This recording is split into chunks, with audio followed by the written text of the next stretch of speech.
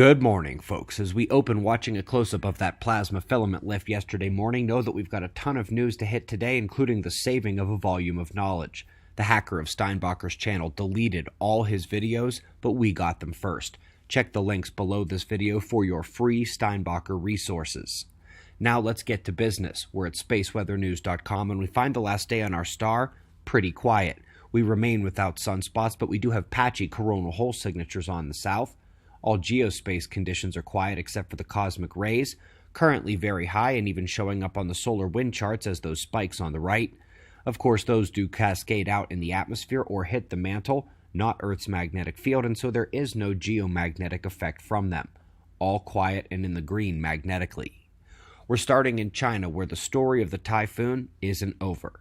The storm trailed a heavy line of precipitation behind it, furthered the inundation of the coastal regions and those just inland, and taking out a number of buildings as well, one of the worst to hit the country in years. Up next, we're talking the ancient bombardments of Earth and the major problem of logic. Scientists have begun to accept that the planets changed places, sending tons of asteroids towards the Earth, Jupiter and Saturn, Neptune and Uranus, and all while they had formed closer into the solar system and then migrated outward to their current positions.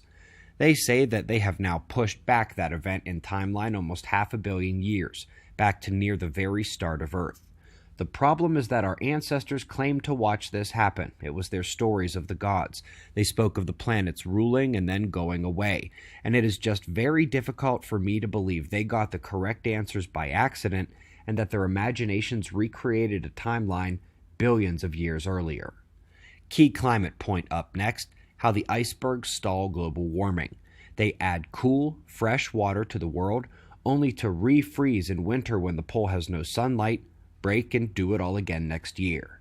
Folks, one of our biggest points is that over long periods, ice confined at the poles means we get warm mid and lower latitudes. When you start that cycle and distribute the cold and the chemistry, you begin to enter the cold periods of Earth. That's simple.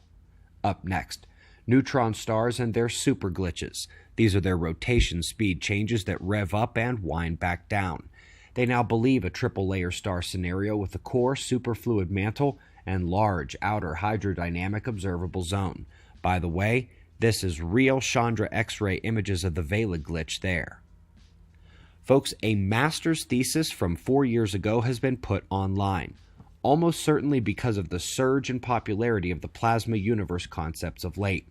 Indeed, one of the cases used here was Dr. Peratt's continuation of Alphanic cosmology, namely the plasma. Not a bad little expose, including a hint at why it was absurd for Rubin's galaxy curves to toss Peratt's science ideas out the window.